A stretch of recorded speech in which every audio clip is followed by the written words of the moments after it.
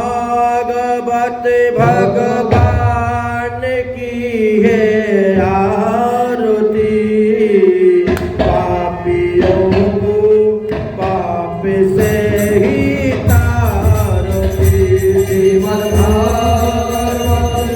भगवान की है आरती।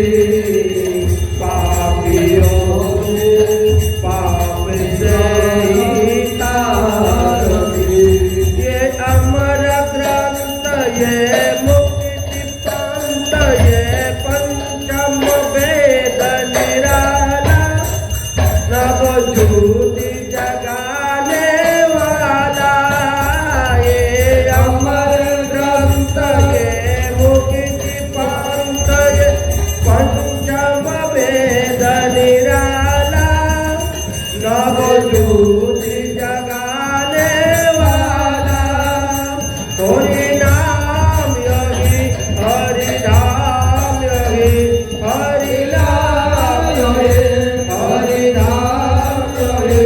ये जगत मंगल की आरती। पापियों को पाप से ही तारती।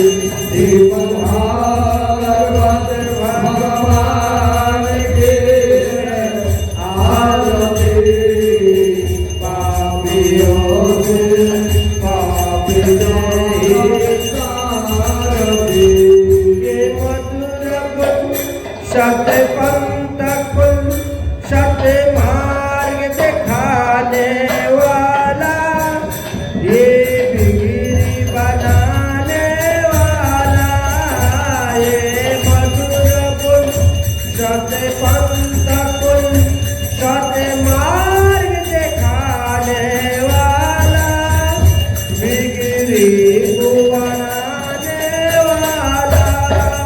श्री राम योगी घनश्याम योगी। श्री राम योगी घनश्याम योगी। ये प्रभु जी की महिमा की आरती। पापियों को पाप से ही तारती। श्रीमद्भागवत भगवान की आरती। पापियों के पापियों तारती। ये शांति गीति पावन पूर्णी तो पाप को मिटाने वाला। हरि दर्शन कराने वाला। ये शांति पावन पूर्णी पापों को मिटाने वाला। हरि दर्शन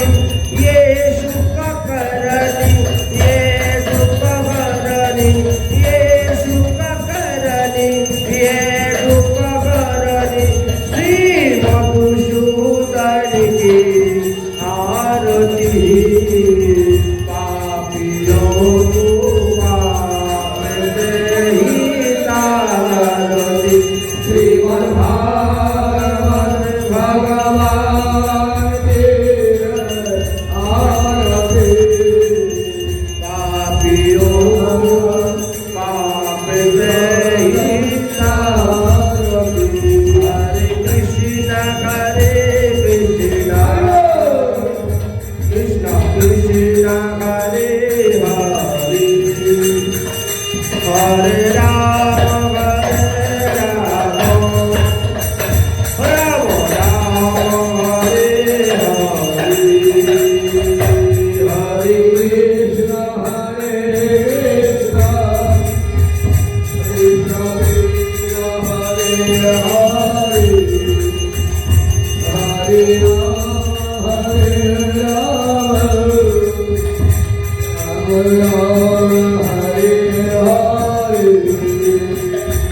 Hare Krishna, Hare Krishna, Krishna Krishna, Hare Hare, Hare Rama, Hare Rama, Hare Hare Krishna, Krishna Krishna, Hare Hare, Hare Rama, Rama Rama, Hare Hare, Hare Krishna, Krishna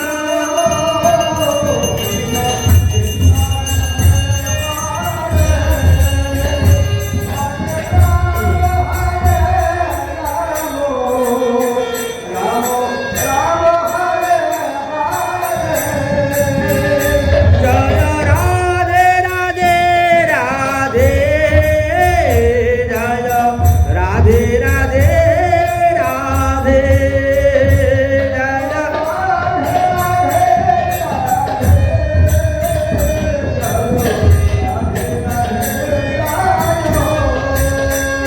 Nitai Gaur Hari Bol, Hari Bol, Nitai Gaur Hari Bol, Hari Bol, Nitai Gaur Hari Bol.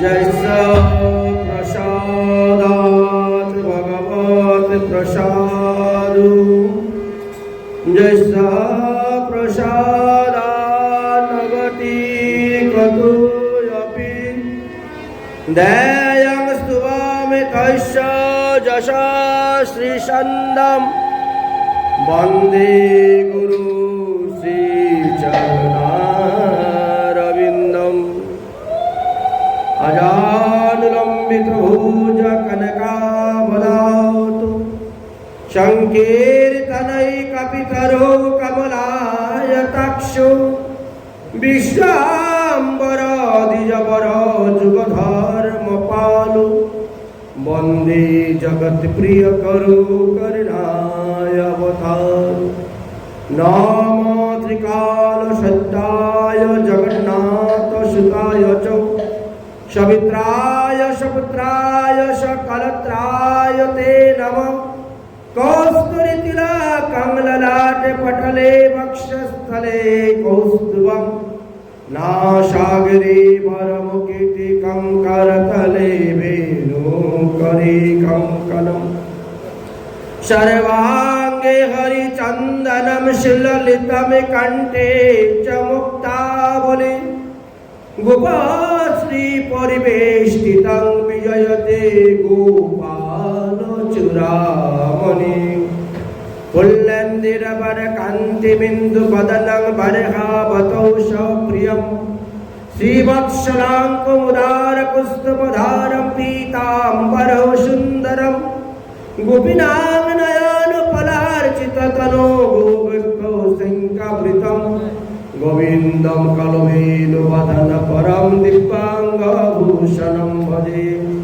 Baraha Pirabhiramam Mrigamada Tilakang Kandala Kranta Kandam, Kanjaksham Kambu Kantam Smrita Shubhagamukam Shvadare Nastovenu, Shamam Shantam Trivangaravikara Vashanam Bhushitam Vijayantat, Bande Vrindavanastam Javati Shatabritam Brahma Gopala Vesayam, Tapita Kanchana Gaurangi Radhe Vrindavaneshwari, Vishwanushatang Devi Tang Namami Varipriye, Narayanang Namaskritam Naram Chaiva Naruttamam, Deving Saraswating Vyasang Tatajaya Madiraye, Dadash Vayasa Kishara Murti Shama Varna Digambaram, Vyasanandana Sukamani Charane Koti Koti Karato Pranam, तुलसी काननम यत्र यत्र पद्म वनानि च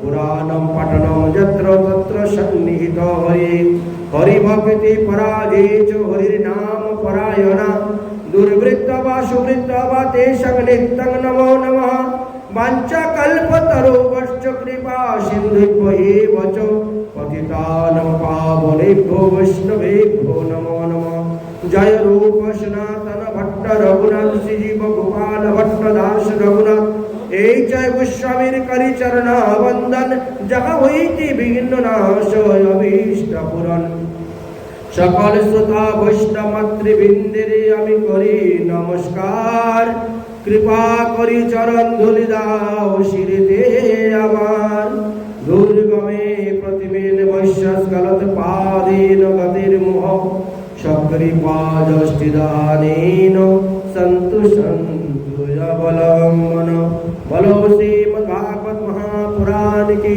শ্রীকৃষ্ণ দেব भजन व्यास जी की श्री शुक मुनि की श्री सुत मुनि की परीक्षित महाराज की शनकादि ऋषिवृंद की आपन अपन गुरुदेव की आपन अपन इष्टदेव की आज के आनंद की आस्थान पुरुष की गौर विष्णु प्रियाश्रम की उपस्थित भक्तवृंद की उपस्थित मातृवृंद की जय जय श्री राधेश्याम जय जय श्री राधेश्याम निताई गौर हरि हरि नमो भगवते वासुदेवाय श्रीमद्भागवत महापुराणं द्वितीय स्कंद ऊनविंश अध्याय मोहि प्रतिष्ठाद्यस्व सौतेष्ठायां भवो मनो कन्नं कतिष्ठदं ताराणि मर्गया वरजन्मना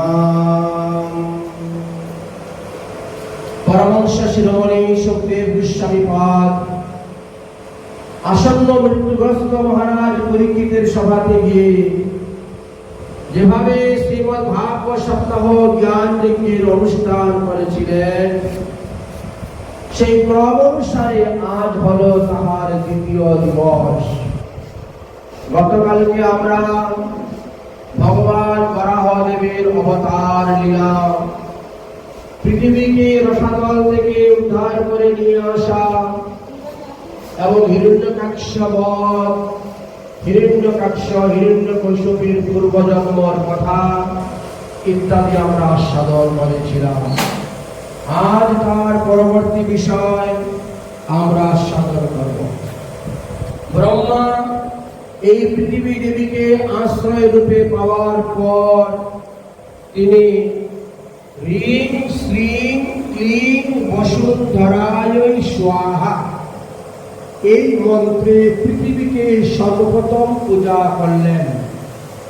পৃথিবী দেবী হলেন আমাদের আশ্রিতা, আমরা আশ্রয় করে আছি তিনার মধ্যে, তাই পৃথিবী দেবীকে।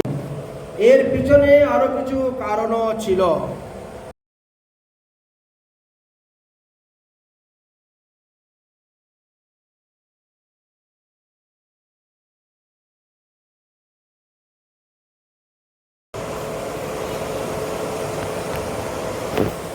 এর পিছনে কতগুলি কারণ ছিল। সেই কারণগুলি হলো পৃথিবী দেবী তো ভগবানের সঙ্গে আসতে চাইলেন, অনেক কষ্ট করে পৃথিবী দেবীকে আনলেন। তাই পৃথিবী দেবীর বেশ কিছু শর্ত ছিল। আমার যদি এই শর্তগুলা পূরণ করে তাহলে আমি আপনার সঙ্গে যাব, না হলে আমি আপনার সঙ্গে যাব না। এটি হলো পৃথিবী দেবীর প্রতিজ্ঞা। এই জন্য ভগবান তার মনোবাসনা পূর্ণ করে তাকে বর দিয়ে তারপরে নিয়ে আসছিলেন। এই জন্য পৃথিবী দেবীর পূজা সর্বপ্রথম ব্রহ্মা করলেন, না হলে অন্য কেউ করবে না। তাই আগে ব্রহ্মাই পৃথিবী দেবীর পূজা করেন। এই পৃথিবী দেবীর 14টা নাম আছে। আমরা জানতে পাই যে পৃথিবী দেবীর এক নাম হলো ভূমি, যাহাতে জলসমূহের ভুবন, তাই তার নাম ভূমি নামে অভিহিত হয়েছে। আরেকটি নাম হলো বসুধা বা বসুন্ধরা, অর্থাৎ ভবন রত্ন খনিজ পদার্থদের বলে তিনি বসুধা বা বসুন্ধরা নামে পরিচিতা। আরো একটি নাম আছে তিনার উর্বী, অর্থাৎ বিরাট পুরুষের উরু হইতে তিনার জন্ম হয়েছিল, এই জন্য তিনি উর্বী নামে পরিচিত। আবার তিনাকে ধরা, ধরিত্রী, ধরিণীও বলা হয়, কারণ এই জগতের সমস্ত পদার্থকে তিনি নিজে ধারণ করে আছেন। এই পৃথিবীর আরো একটি নাম হলো ইজ্জা, অর্থাৎ নানাবিধ যজ্ঞ যাগযজ্ঞের আধার বলিয়া তিনাকে ইজ্জা বলা হয়। তারপরে আরেকটি নাম আছে তিনার ভৌমি, অর্থাৎ খণ্ড প্রলয়ে তিনি ক্ষীণতা প্রাপ্ত হন, তাই তিনি ভৌমি। আরো একটি নাম পৃথিবীর আছে কাশ্যপী, কোন এক সময়ে তিনি কশ্যপ ঋষির কন্যা রূপে আবির্ভাব হয়েছিলেন, তাই তিনি কাশ্যপী। এই পৃথিবী দেবীর আরো একটি নাম আছে অচলা, কারণ তিনি নিশ্চিল ভাবে অবস্থান করেন বলে তিনাকে বলা হয় অচলা। এই পৃথিবী দেবীর আরেকটি নাম হলো অতিথি, অর্থাৎ বিশ্বের সমস্ত জীবের ভরণ পোষণ করেন বলে তিনাকে বিশ্বাম্বরা বলা হয়েছে। তিনি মহাপ্রলয়ে ক্ষয় হন বলে তাকে কীর্তি বলা হয়েছে। এই পৃথিবী দেবীর অনন্ত গুণ আছে বলে তাকে অন্তরা বা অনন্তা বলা হয়। তিনি পিতু মহারাজের কন্যা রূপে গৃহীত হয়েছিলেন বলে তিনাকে পৃথিবী বলা হয়েছে। এবং তিনার আরেকটি নাম হলো মেদিনী, মধু এবং কৈটবের বেদ হইতে বৃদ্ধিপ্রাপ্ত হয়েছিলেন বলে তিনাকে মেদিনী বলা হয়ে থাকে। আর ভগবান বিষ্ণু তিনাকে বিবাহ করে এনেছেন বলে তিনাকে বিষ্ণু পত্নী বলা হয়ে থাকে। তাই সমুদ্র মেখলে দেবী পর্বত স্থান মণ্ডলে বিষ্ণুপতি নমস্বামী পাদস্পর্শ ক্ষমস্বামী। এইভাবে পৃথিবী দেবীর অনেক অনেক নামের কথা আমরা জানতে পাই। যাই হোক, ভগবান বিষ্ণুর ঔরসে পৃথিবী দেবী গর্ভবতী হলেন এবং নির্দিষ্ট সময়ে তিনি একটি সন্তান জন্ম দিলেন। এই সন্তানের নাম কি ছিল জানেন?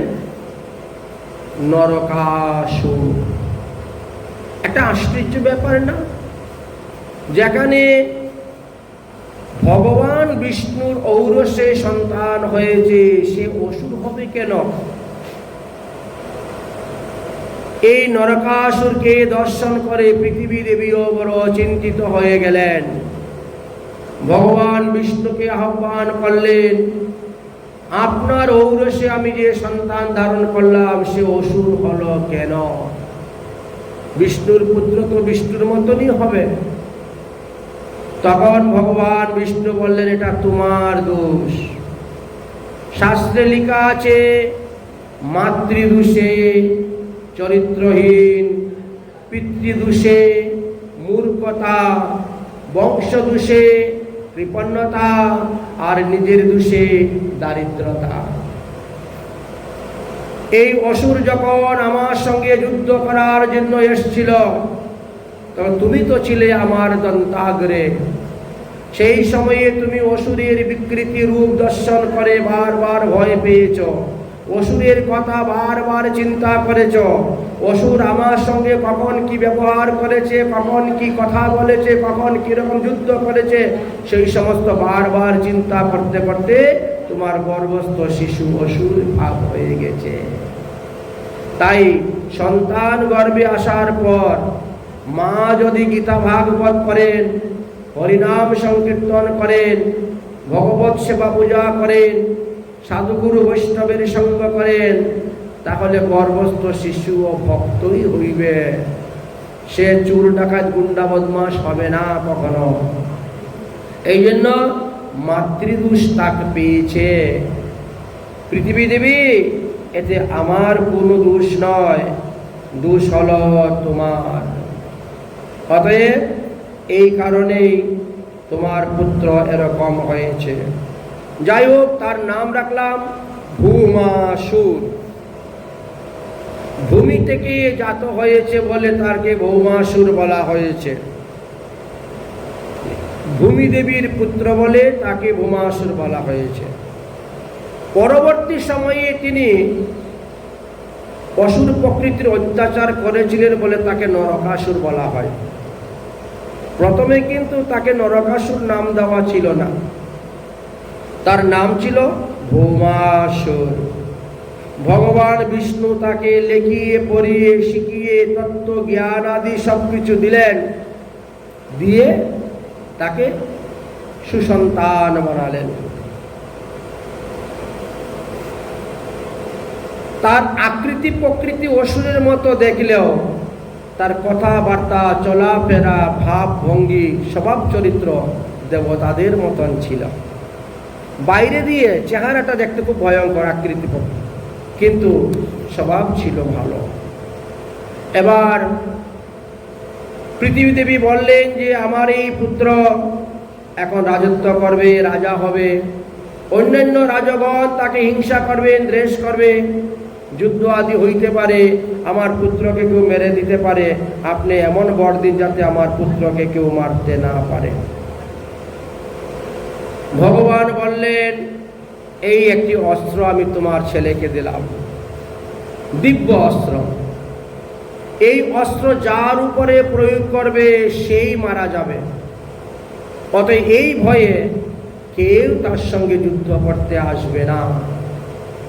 দেবতা বলেন, মানুষ বলেন, অসুর, দৈত্য, দানব, রাক্ষস, যেই বলেন না কেন, সবারই প্রাণের মায়া আছে, প্রাণের ভয় আছে।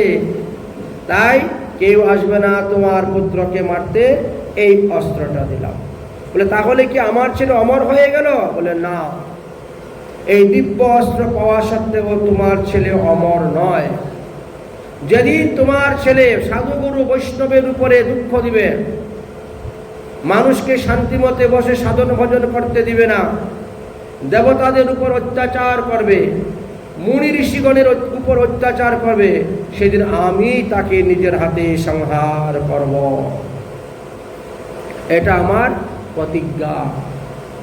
আমার পুত্রও যদি আমার ভক্তের উপরে বিদ্বেষ করে, তাহলে আমি তাকে সহস্তে সংহার করি।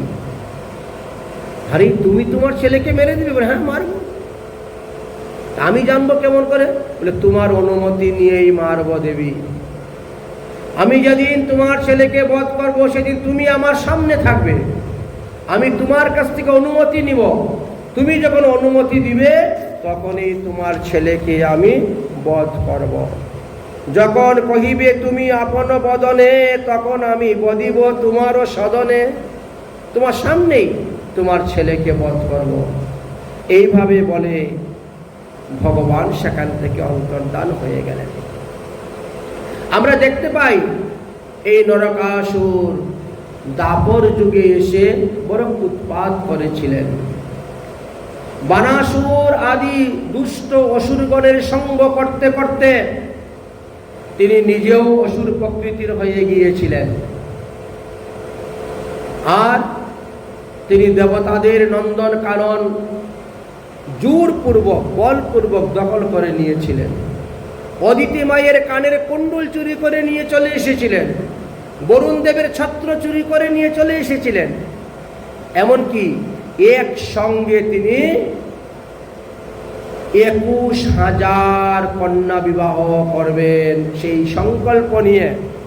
যেখানে যেখানে সুন্দরী কন্যা পেতেন, তুলে নিয়ে চলে আসতেন।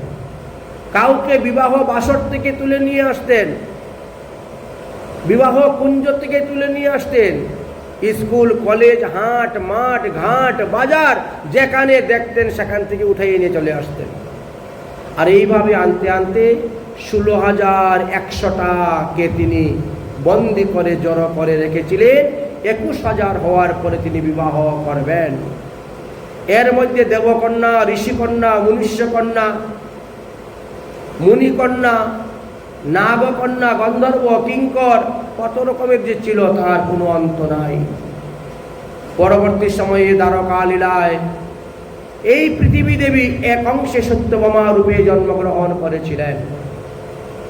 ভগবান শ্রীকৃষ্ণ দ্বারকা লীলায় সত্যভামাকে নিয়ে স্বর্গে যাবেন, রওনা হলেন। তখন নরকাসুরের বাড়িতে গেলেন, সেখানে যুদ্ধ করলেন।